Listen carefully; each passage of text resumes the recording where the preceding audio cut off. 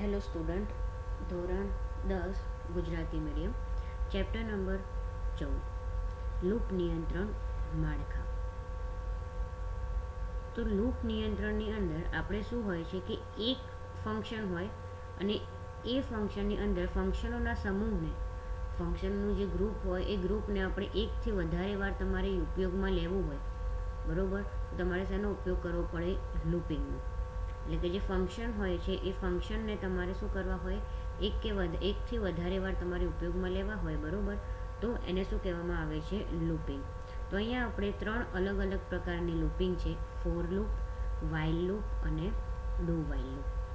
તો પહેલાં આપણે વાત કરીએ ફોર લૂપ. તો વિધાનોના સમૂહનો નિશ્ચિત સમય સુધી અમલ કરવા માટે સામાન્ય રીતે ફોર લૂપનો ઉપયોગ કરવામાં આવે છે. અને ફોર લૂપને વધુ ક્રિયાશીલ બનાવવા માટે તેમાં નિર્ગમ શરતનો ઉપયોગ કરી શકાય છે. તો અહીંયા તમને ઉદાહરણ આપેલું છે 14.1માં કે ફોર લૂપ વિધાનનો ઉપયોગ કઈ રીતે થાય, બરાબર. તો અહીંયા તમને એવું કીધું છે કે ફોર લૂપનો ઉપયોગ કરીને અહીંયા શું કરવાનું છે? સ્ટાર દર્શાવવાનો છે. તો એ તમને આપેલું છે, જુઓ. પહેલાં લાઇબ્રેરી ફાઇલ લીધેલી છે, પછી મેઇન ફંક્શન, પછી અહીંયા વેરિયેબલ લીધેલું છે કાઉન્ટ વેરિયેબલ, પછી અહીંયા ફોર લૂપ લીધી છે. ફોરની અંદર બ્રેકેટની અંદર વેરિયેબલ બરાબર 0, વેરિયેબલ <5 અને વેરિયેબલ પ્લસ. એટલે આ શું કરશે? તમારું જે 5 વખત સ્ટાર છે એ ફેરવશે, બરાબર. કે ધારો કે જુઓ, પહેલાં કાઉન્ટ બરાબર 0 લેશે, ઓકે. 5 કરતાં નીચે છે, પહેલાં વેલ્યુ જોશે. કાઉન્ટ બરાબર શું છે? 0, ઓકે. અને કાઉન્ટની કિંમત અહીંયા શું આપણે 0, તો 0 <5 થાય, ઓકે. પછી શું થશે? અહીંયા તમારો સ્ટાર પ્રિન્ટ થશે. પછી શું થશે? કાઉન્ટ પ્લસ, એટલે કે 0 પ્લસ, કેમ કે મેં તમને પહેલાં જ કીધું હતું અહીંયા શું છે? ઇન્ક્રીમેન્ટ છે.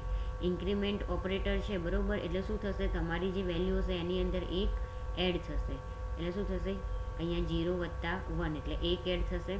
પાછું અહીંયા લૂપ આવશે અહીંયા. તો કાઉન્ટ બરાબર શું થશે? હવે વેલ્યુ 1 થશે. તો 1 <5 થશે, બરાબર. પછી શું થશે? અહીંયા તમારો મેસેજ પ્રિન્ટ થશે. પાછું અહીંયા શું થશે? પ્લસ થશે. એવી રીતે 5 વાર તમારી લૂપ ફરશે. અને 6ઠ્ઠી વાર જ્યારે ફરશે એટલે અહીંયા કાઉન્ટની કિંમત શું આવશે? 6. કાઉન્ટ બરાબર 6. હવે અહીંયા શું થશે? કન્ડિશન તમારી ચેક કરશે. કાઉન્ટ <5, જે 6 છે કિંમત એ 5ની નીચે છે? ના, 5 કરતાં 6 મોટા કરે. તમારો પ્રોગ્રામ ત્યાંથી શું થઈ જાય? બહાર આવી જાય, બરાબર. તો એ પ્રમાણે અહીંયા જો તમને એ જ કીધું છે કે પહેલાં શું કરશે? પ્રોગ્રામનું જે કાઉન્ટ છે એ પૂર્ણાંક ચલ આપણે આપેલો છે, બરાબર. એટલે અહીંયા આપણે ચલની કિંમત 0 આપવી છે અને બીજામાં શું આપેલું છે? કાઉન્ટ <5. એટલે એનું જો મૂલ્યાંકન સાચું હોય તો ફોર લૂપ શું કરશે? વિધાનનો અમલ કરશે. અને પ્રિન્ટએફની મદદથી શું કરશે? સ્ક્રીન પર એક સ્ટાર દેખાશે. એવી જ રીતે શું કરશે? લૂપની ત્રીજી પદાવલી કાઉન્ટ પ્લસનો અમલ કરીને શું કરશે? કાઉન્ટની કિંમતમાં એક વધારો કરશે. એવી જ રીતે ફેર લૂપ ફરશે, બરાબર. અને પછી લાસ્ટમાં શું થશે? 5 વાર તમારી જે છે ફૂદરડી એટલે કે જે સ્ટાર છે એ સ્ટાર શું થશે? અહીંયા પ્રિન્ટ થશે. તો એ તમને આપેલું છે ફોર લૂપની વાક્ય રચના, કે ફોર લૂપ કઈ રીતે વપરાય. તો પહેલાં ફોર લૂપ આવે, પછી એક્સપ્રેશન 1, એક્સપ્રેશન 2 અને એક્સપ્રેશન 3. અને એક્સપ્રેશન પછી અહીંયા તમારું શું આવે? અંદર સ્ટેટમેન્ટ બ્લોક, બરાબર. તો અહીંયા જુઓ, ફોર લૂપની અંદર કેવું થશે? પહેલાં આ ફોર લૂપની અંદર પહેલાં એક્સપ્રેશન 1 ચેક કરશે. એક્સપ્રેશન 1 ચેક કરશે, બરાબર. એક્સપ્રેશન 1 સાચું હશે તો તમે ક્યાં જશો? એક્સપ્રેશન 2માં, એટલે કે વચ્ચેવાળું એક્સપ્રેશન. જો વચ્ચેવાળું એક્સપ્રેશન ખોટું હશે તો ડાયરેક્ટ તમે શું થઈ જશો? એક્ઝિટ. પણ જો વચ્ચેવાળું એક્સપ્રેશન સાચું હશે તો તમે ક્યાં જશો? અંદર સ્ટેટમેન્ટ બ્લોકમાં. સ્ટેટમેન્ટ બ્લોકમાં તમારો મેસેજ પ્રિન્ટ થઈ જાય પછી ક્યાં જશો તમે? અહીંયાથી એક્સપ્રેશન 3માં, બરાબર. અને એક્સપ્રેશન 3માં અહીંયા તમારું કામ પતે એટલે પાછા તમે ક્યાં આવી જશો? એક્સપ્રેશન 1માં. ટૂંકમાં અહીંયા તમારું કામ થશે એક્સપ્રેશન 1, એક્સપ્રેશન 2, સ્ટેટમેન્ટ બ્લોક અને એક્સપ્રેશન 3. જેવી અહીંયા એક્સપ્રેશન 2ની કન્ડિશન આવશે એટલે તમે ત્યાંથી શું થઈ જશો? બહાર થઈ જશો, બરાબર. જો અહીંયા એ પ્રમાણે તમને સ્ટેપ આપેલા છે. પછી તમને અહીંયા કીધું છે કે ફોર લૂપને અંદર આપણે એના મુદ્દાઓ તમને યાદ રાખવાના કીધા છે. તો કાઉન્ટર ચલની શરૂઆતની કિંમત આપવા માટે પદાવલી 1નો ઉપયોગ કરવામાં આવે છે અને કાઉન્ટર ચલનો ઉપયોગ લૂપના અમલીકરણની કુલ સંખ્યાનું નિયંત્રણ કરે છે અને આ ચલને નિયંત્રણ ચલ તરીકે ઓળખવામાં આવે છે. પદાવલી 2 કે ચકાસણીની શરત તરીકે કાર્ય કરે છે. ટેસ્ટ કન્ડિશન જે વચ્ચેનું છે આને શું કહેવાય? કાઉન્ટર વેરિયેબલ કહેવાય. બરાબર, પહેલું છે. અહીંયા શું આવશે? તમારી કન્ડિશન આવે. તો એ જે છે સેકન્ડ તમારું એ શું કહેવાય? એને ટેસ્ટ કન્ડિશન કહેવાય. તો લૂપને અટકાવવા માટેના માપદંડને તપાસવા માટે અહીં નિયંત્રણ ચલનો ઉપયોગ કરવામાં આવે છે. અને ત્રીજું જે છે એની અંદર શું છે?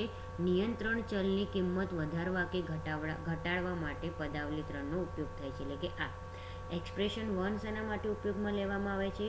એને કાઉન્ટર વેરિયેબલ કહેવાય. બરાબર, એ શેના માટે? તમારે વેલ્યુ આપવી હોય એના માટે. એક્સપ્રેશન 2 છે એ કન્ડિશન માટે હોય છે. કન્ડિશન તમે ચેક કરો, સાચી હોય તો તમારો પ્રોગ્રામ રન થાય, ખોટી હોય તો તમે પ્રોગ્રામની બહાર નીકળી જાઓ. અને એક્સપ્રેશન 3 છે એ તમારો જે પ્રોગ્રામની વેલ્યુ છે એને તમારે ઇન્ક્રીમેન્ટ કરવું હોય, ડિક્રીમેન્ટ કરવું હોય તો એના માટે ઉપયોગમાં લેવામાં આવે છે. તો આ હતું લૂપ. બરાબર, ફોર લૂપ હતું. હવે એ જ રીતે વાત કરીએ નેસ્ટેડ ફોર લૂપ. એ હતું એક સિમ્પલ ફોર લૂપ. હવે nested for loop. Nested for loop એટલે એક ફોર લૂપની અંદર બીજું ફોર લૂપ. એને શું કહેવાય? નેસ્ટેડ ફોર લૂપ કહેવાય. જુઓ અહીંયા તરીકે એક ફોર લૂપ યુઝ કર્યું. હવે એની અંદર આપણે અહીંયા શું કર્યું છે? બીજું ફોર લૂપ યુઝ કર્યું છે. ઓકે, તો અહીંયા તમને પ્રોગ્રામ આપેલો છે કે program to illustrate the use of nested for loop, એટલે કે નેસ્ટેડ ફોર લૂપનો ઉપયોગ કરવાનો છે. બરાબર, અને અહીંયા તમે આ જે તમારું લખાણ છે એ લખાણ તમે જે છે કોડ લિસ્ટિંગ, એ કોડ લિસ્ટિંગ તમે લખો એટલે તમારું જે આઉટપુટ છે આઉટપુટ આ પ્રમાણે તમને જોવા મળે. બરાબર, જુઓ અહીંયા આપેલું છે. ઓકે, તો જો આપણે ટ્રાય કરીએ કે ટેક્સ્ટ એડિટરની અંદર આપણો પ્રોગ્રામ લખીએ.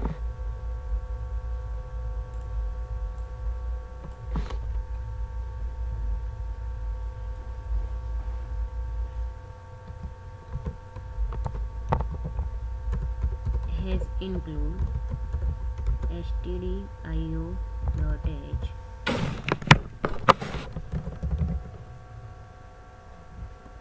હવે આવશે અહીંયા મેઇન ફંક્શન ઇન્ટીજર મેઇન. હવે અહીંયા વેરિયેબલ લઈએ ઇન્ટીજર i, j અને લાઇન્સ. પ્રિન્ટએફમાં આપણે મેસેજ પ્રિન્ટ કરાવીએ.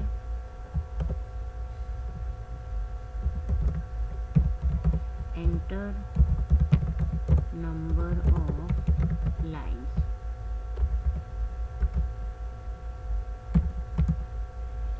હવે scanf લઈએ વેલ્યુ રીડ કરવા માટે.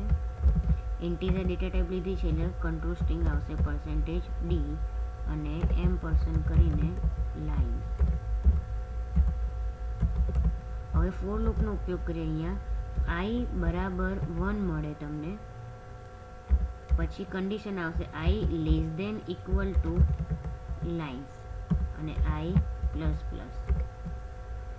હવે એની અંદર આપણે શું કરવાનું છે? બીજી ફોર લૂપ યુઝ કરવાની છે. બીજી ફોર લૂપની અંદર વેલ્યુ છે j બરાબર 1, j less than equal to i અને j પ્લસ પ્લસ. બરોબર,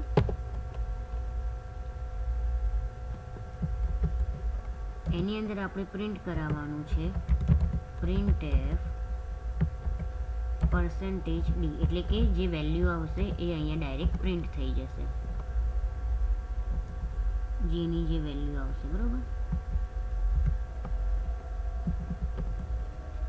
અહીંયા આપણે આ પહેલી ફોર લૂપ છે એને બંધ કરીએ. અહીંયા પછી અહીંયા પ્રિન્ટએફમાં આપણે ખાલી /n નો મતલબ શું થાય કે તમારે જે બી આઉટપુટ છે એક શું થશે? એક નવી લાઈનમાં જશે. અહીંયા તમારી ફોર લૂપ પતી જશે. અહીંયા રિટર્ન 0 અને અહીંયા તમે પ્રોગ્રામની બહાર નીકળી, એટલે તમારો પ્રોગ્રામ શું થઈ ગયો? અહીંયા બની ગયો. હવે આને આપણે શું કરીએ? સેવ કરી દઈએ. બરાબર, સેવ કરવા માટે અહીંયા સેવ બટન ઉપર ક્લિક આપીએ. આપણે ડેસ્કટોપ પર આપણું છે બરોબર ફોલ્ડર, એની અંદર સેવ કરીએ.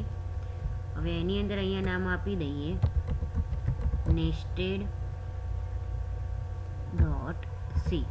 શું લખીએ? nested.c. સી અને ફાઇલને સેવ કરીએ. હવે ફાઇલને રન કરવા માટે આપણે ટર્મિનલ ઓપન કરીએ. ટર્મિનલમાં હવે અહીંયા આપણે પહેલાં ડેસ્કટોપની અંદર જઈશું, એટલે ડેસ્કટોપ નામના ફોલ્ડરમાં જઈએ. ત્યારબાદ સીડી આપીને, સીડી કમાન્ડ છે, આપણે કોઈ ફોલ્ડરની અંદર એન્ટર કરવું હોય તો અહીંયા આપીએ સી પ્રોગ્રામ અને એન્ટર આપીએ, એટલે આપણે આપણી જે ડિરેક્ટરી છે એની અંદર એન્ટર થઈ ગયા. હવે અહીંયા આપણે શું કરવાનું છે, પ્રોગ્રામ કમ્પાઇલ કરવાનો છે. જીસીસી સ્પેસ અહીંયા આપણે આપી દઈએ nested.c અને એન્ટર આપીએ. જો પ્રોગ્રામમાં એરર હશે તો બતાવશે, નહીં હોય તો નહીં બતાવે. બરાબર, તો આપણા પ્રોગ્રામમાં કોઈ એરર નથી. હવે આપણે પ્રોગ્રામને શું કરવાનું છે, આઉટપુટ જોવાનું છે. તો અહીંયા આપણે આપી દઈએ ./a.out. અહીંયા આપણે શું કરવાનું છે, નંબર ઓફ લાઇન્સ આપણે માંગવાની છે. ધારો કે હું 5 નાખું તો શું થશે, જુઓ 5 સુધી તમને વેલ્યુ જોવા મળશે. બરાબર, આ પ્રમાણે જે પ્રમાણે તમે 4 નાખો તો 4 આવે. ખબર પડી ગઈ? ઓકે, તો આ લેક્ચરમાં આટલું જ, બાકીનું આપણે પછીના લેક્ચરમાં જોઈશું.